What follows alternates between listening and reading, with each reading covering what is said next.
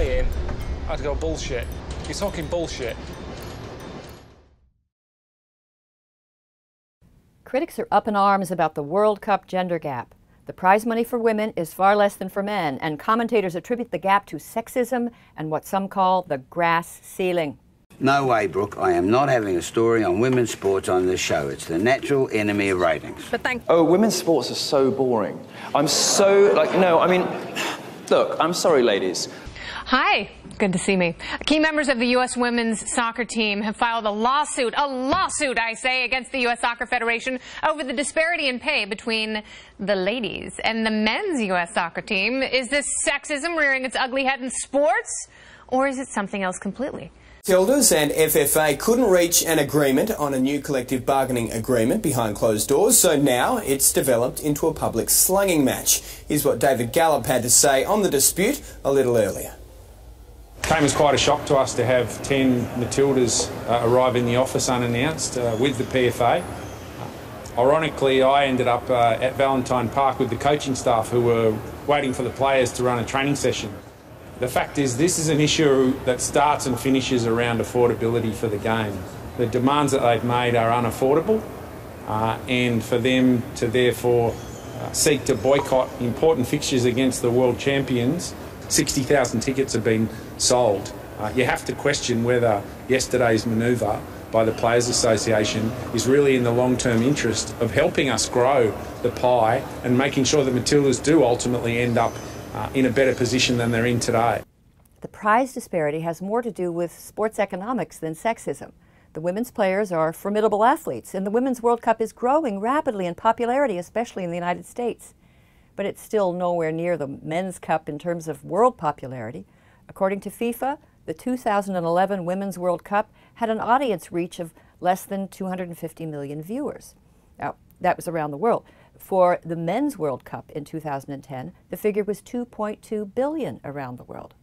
That same year, the Men's World Cup generated nearly 3.7 billion in revenue, while the Women's World Cup generated about 73 million.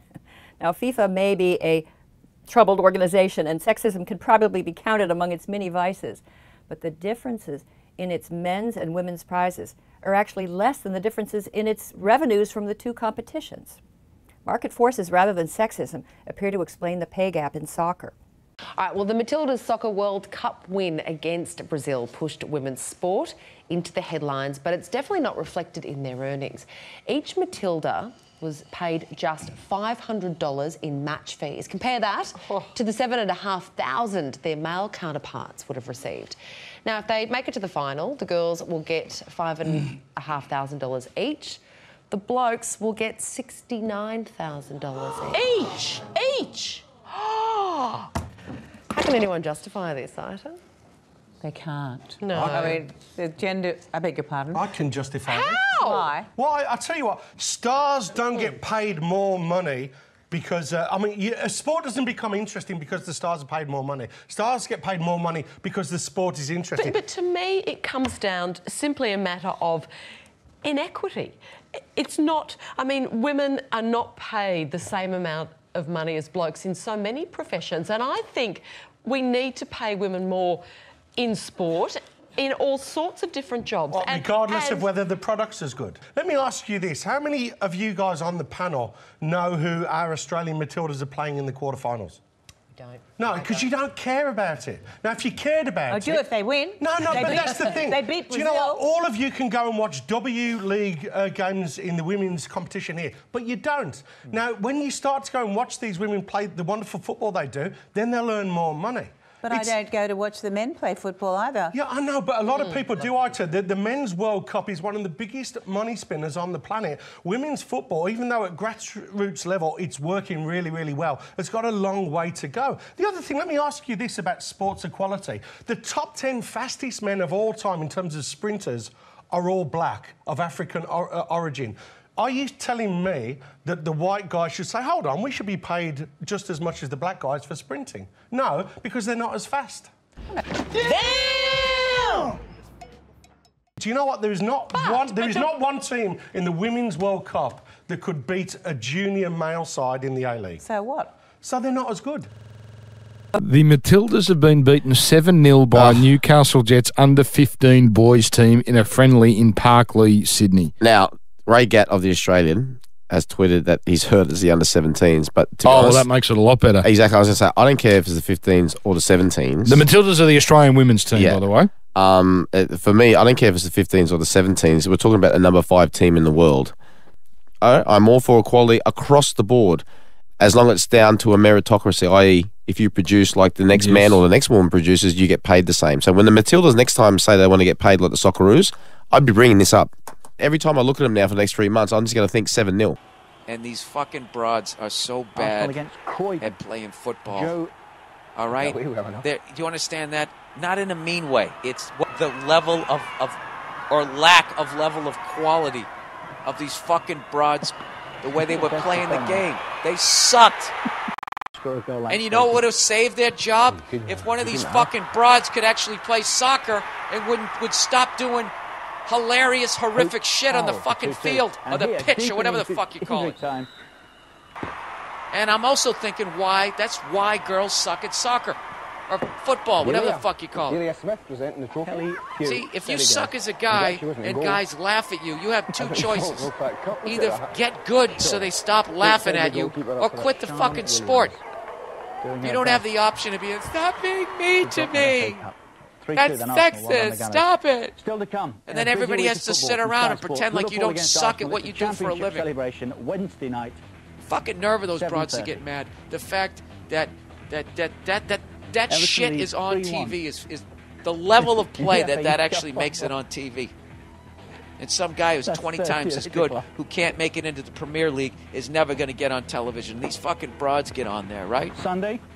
They try to force you to pretend you enjoy women's football by kind of guilt-tripping you into it. So the BBC will say, millions of people are watching the Women's World Cup. Well, yeah, because it's the only fucking thing on. Because you won't let us watch anything else. The whole of BBC Sports is taken up with it, and nobody really likes it. There's biological reasons for this. Women are slower. They're not as good at football. It's biology. Women have less upper body strength. They have less stamina. Women's football is measurably slower and more boring. True.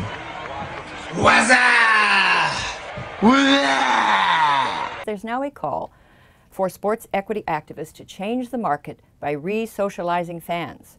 Sports fans, for the most part, will watch whatever you put in front of them, says Kavitha Davidson at Bloomberg News. She just thinks we should highlight the women's teams and that fan interest and excitement will come. And a recently published study by feminist sociologists comes to the same conclusion. The authors lament that women's sports receive only about 3% of network TV attention, and that's down from 5% in 1989.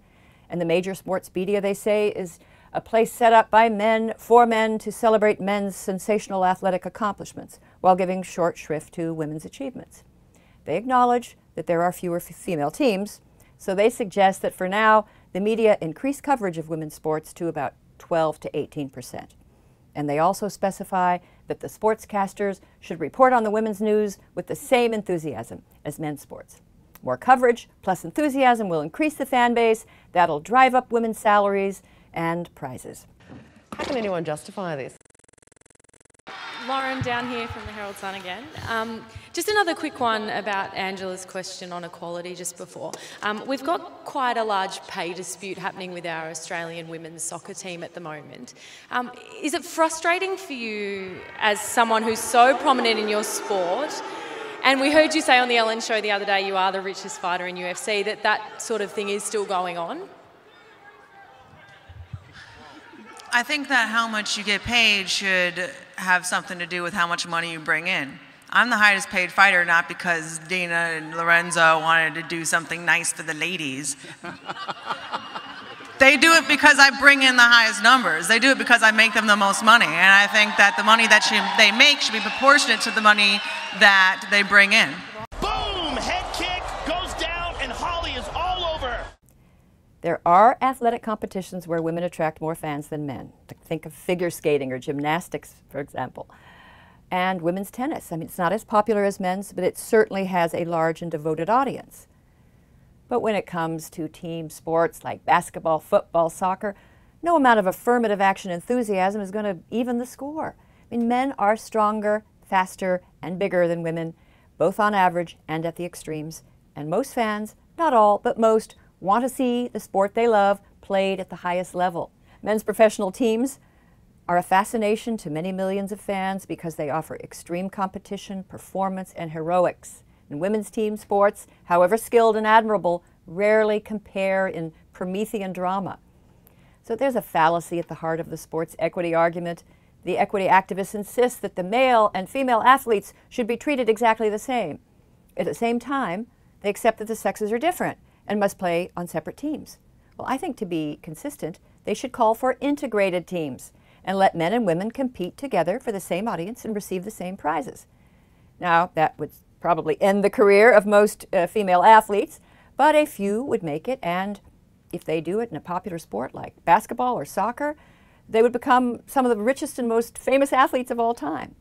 Now, I doubt that politicians and activist journalists are actually going to propose this, but it makes just as much sense as insisting that women's teams with separate standards of performance must be given the same salary, prize, and publicity and enthusiasm that the men's teams enjoy. My suggestion, let's take the gender politics out of sports altogether and then just enjoy the games. Nice work, everyone. Sharp broadcast. Really good. Everyone on the floor as well. Really a lot of hustle. I liked it.